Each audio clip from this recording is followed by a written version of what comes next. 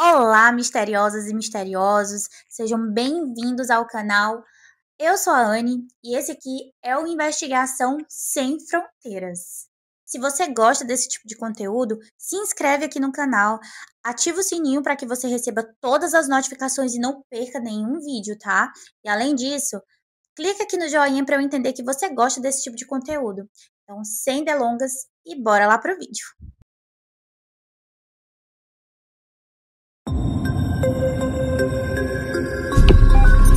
911, what's your emergency?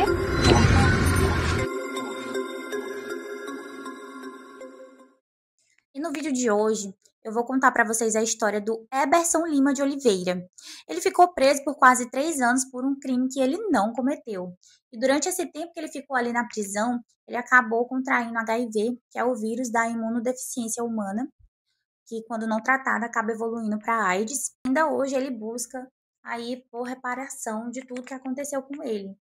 O que eu vou apresentar nesse vídeo são fatos que foram apurados ali durante toda a investigação. Eu não vou colocar o meu julgamento pessoal aqui, mas eu reconheço tanto a gravidade da acusação inicial, como também a falha do sistema que manteve ele preso injustamente. Então, bora lá pro vídeo. Tudo aconteceu ali no ano de 2003. Antes de tudo isso acontecer, o Eberson ele era ajudante de pedreiro. Ele era morador do bairro Compensas, na zona oeste de Manaus, no estado do Amazonas. Ele vivia com a mãe dele, que era dona de casa, e o padrasto dele, que também era pedreiro e pintor.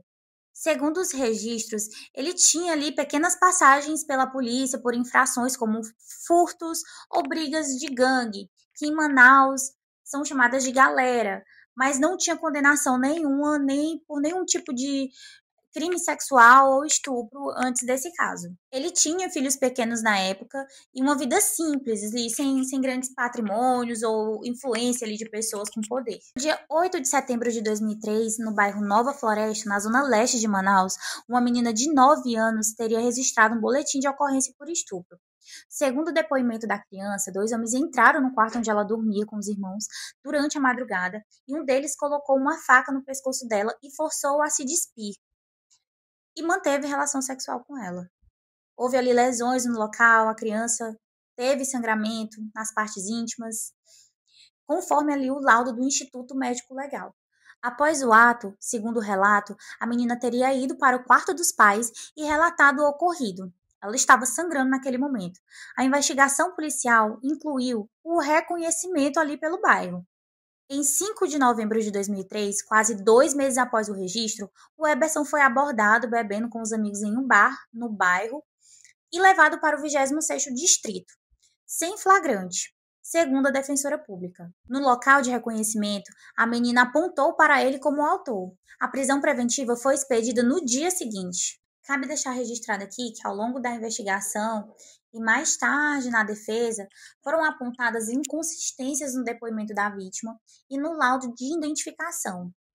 A criança teria descrito o autor como moreno claro, cabelos enrolados e sem dentes caninos. E ele teria uma arcada dentária saliente. O Eberson era moreno escuro, cabelos lisos. Ele tinha ali seus dentes caninos. Essas foram as divergências fundamentais para a defesa do Eberson que a gente vai ver já a seguir.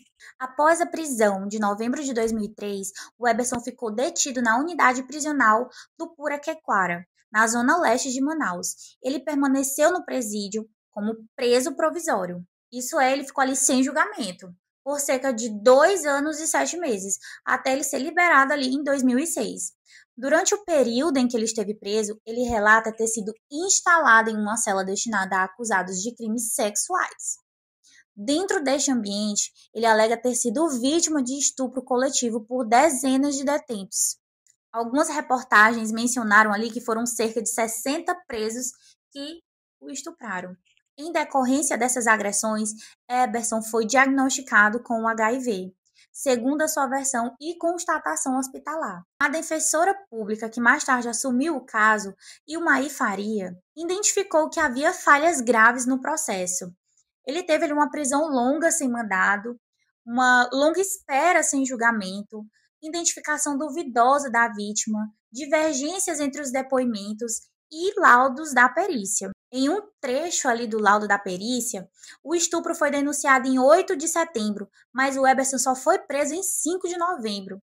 E o mandado só expedido no dia seguinte da sua prisão. Em maio de 2005, a defensora requisitou um laudo específico do IML para comparar a arcada dentária, os dentes caninos, a cor da pele e o tipo de cabelo do acusado com a descrição da vítima.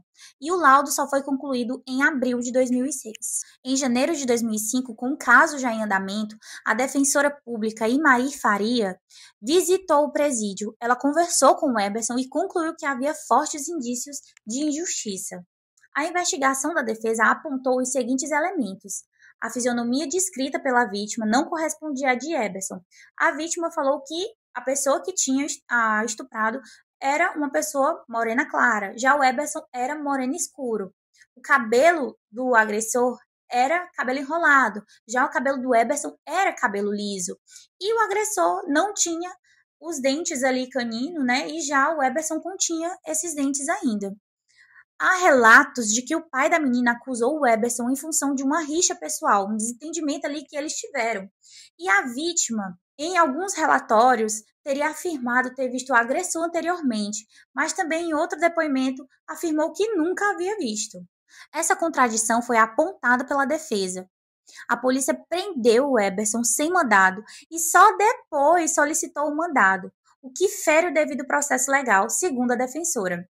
Com base nesses indícios, foi requerida a revogação da prisão preventiva e em abril de 2006, o laudo pericial confirmou que Eberson não correspondia à descrição feita pela vítima. E, finalmente, em 2006, após cerca de 2 anos e 7 meses preso, o Eberson teve ali a sua prisão revogada, sem julgamento ou condenação. Depois da libertação do Eberson, ele enfrentou graves sequelas, tanto físicas quanto psicológicas e sociais.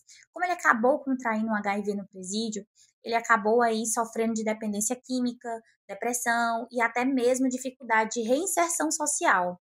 A família dele acabou retornando ali ao bairro de origem, em condições precárias. A mãe do Eberson, com aposentadoria modesta, passou a sustentar ele.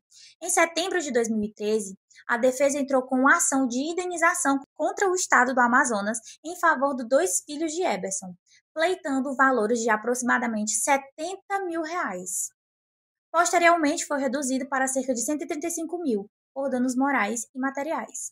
Em 26 de junho de 2018, a primeira turma do Supremo Tribunal de Justiça, o STJ, negou o recurso do Estado e manteve a ordem de pagamento da indenização aos filhos de Eberson.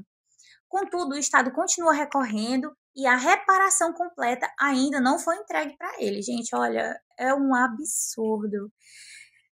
E eu falei que não iria dar aqui a minha opinião pessoal, mas é impossível. Gente, sinceramente, para mim, esse caso do Eberson coloca em evidência vários pontos aqui. E o primeiro deles é a gravidade do crime de estupro, com toda certeza, e a necessidade de investigação célere e segura. O segundo ponto é o risco de erro judicial e a importância da presunção de inocência, especialmente no caso de prisões preventivas prolongadas e sem julgamento.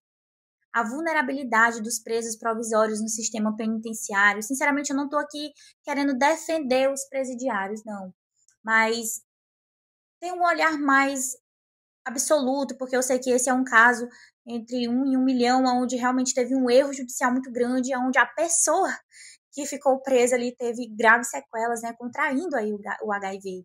A responsabilidade estatal quanto à falha da investigação ou o processo de sistema carcerário que expõe os indivíduos a graves violações de direitos humanos. Que para mim, sinceramente, gente, esse caso é um daqueles casos assim que embrulha de verdade o estômago. Eu disse que eu não iria dar aqui a minha opinião pessoal, mas é porque é impossível, gente, é impossível. Eu acredito também que, ao mesmo tempo, é preciso também reconhecer que a vítima naquele dia, ela continuou sendo uma criança que sofreu ali aquela violência sexual grave, porque foi muito grave, né? Teve umas descrições mais aprofundadas, mas eu não quis trazer aqui nesse vídeo porque eram muito fortes. O episódio ele nunca foi esquecido, nem pelo Eberson e nem pela vítima. A justiça da acusação e a justiça da defesa devem coexistir, pois a sociedade exige que crimes sexuais sejam investigados com rigor, mas ela também exige que o erro judicial seja evitado, que infelizmente demorou muito aí para que a situação do Eberson, né, se esfriasse, né, se resolvesse. Nesse vídeo aqui eu busquei apresentar os fatos da complexidade desse caso, sem adotar um tom de vilão ou de herói. Eu queria apenas relatar o que se provou até agora. E se você gostou desse vídeo, se inscreve aqui no canal, deixa o seu like, ativa o sininho de notificações, comenta aqui a sua opinião. Eu quero saber o que você acha desse caso, se você já conhecia a história do Eberson.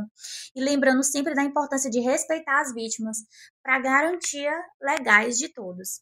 Então, meus amores, esse foi o vídeo de hoje. Espero que vocês tenham gostado e até o próximo vídeo. Tchau!